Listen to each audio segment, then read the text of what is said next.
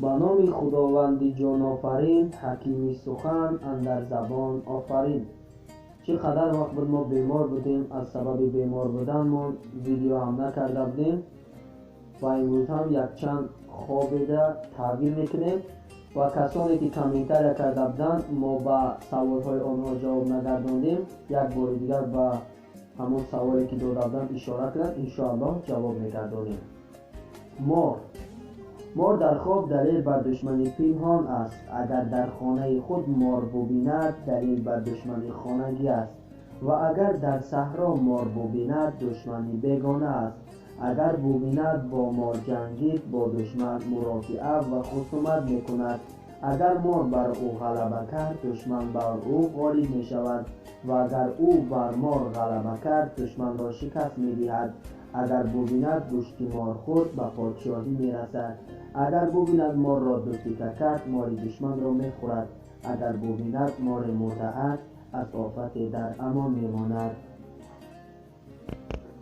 ماهی اگر کسی در خواب ببیند کسی به او ماهی شور و یا خشکدار بزرگ به او ظلم و ستم می کند.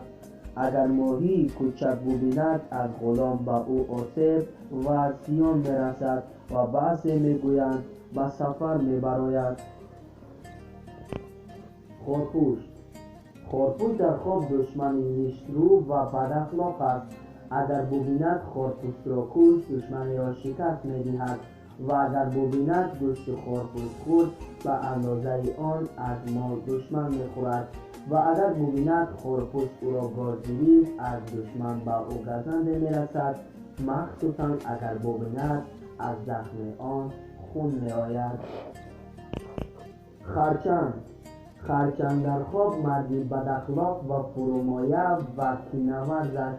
اگر ببیند خرچنگ گیرید با شخصی بد اخلاق و فرومایه مصاحبت و همنشینی دارد و از او کمی فایده میبرد و اگر ببیند خرچنگ را کش یا دور انداخت از همنشینی با مردی بد اخلاق و فرومایه جدا می شود و اگر ببیند گوشت خرچنگ میخورد به اندازه آن با شغل حقیر و پس از جای مال به دست می آورد.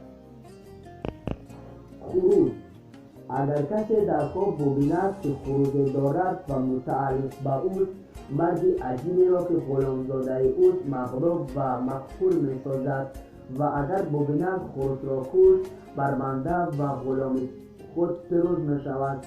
اگر ببیند با خروس می جنگید با مرد عجیب مصاحبت و همنشینی پیدا می کند.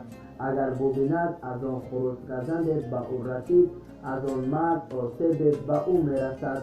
اگر ببیند چوچه خروس به دست آورد به او می رسد. اگر ببیند چوچه خروس به دست آورد یا کسی به او داد پسر یا غلام کوچک عسکری پیدا می کند و اگر ببیند که صدای خروس می شنود راه خیر و نیکی را انتخاب می نماید. سنجاب در خواب مردی غریب و ثروتمند است و پوست و موی و استخوان آن مال و نعمت است و گوشت آن مال مرد غریب است. اگر ببیند که سنجاب را کشت و پوست کرد مال مرد غریب را از بین میبرد یا به حق و ناحق مال او را میگیرد.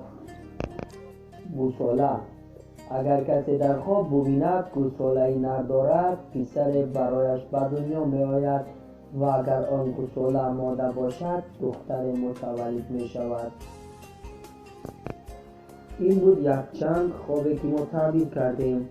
کسانی که خواب دیده اند در پیروی آنها همون نقشه هاش یا همون خوابی که شما می بینید دیگر نقشه ها خط عمل شده است کامنتر کنید. انشاءالله به خواست الله جل جلاله جوابتان میگیریم.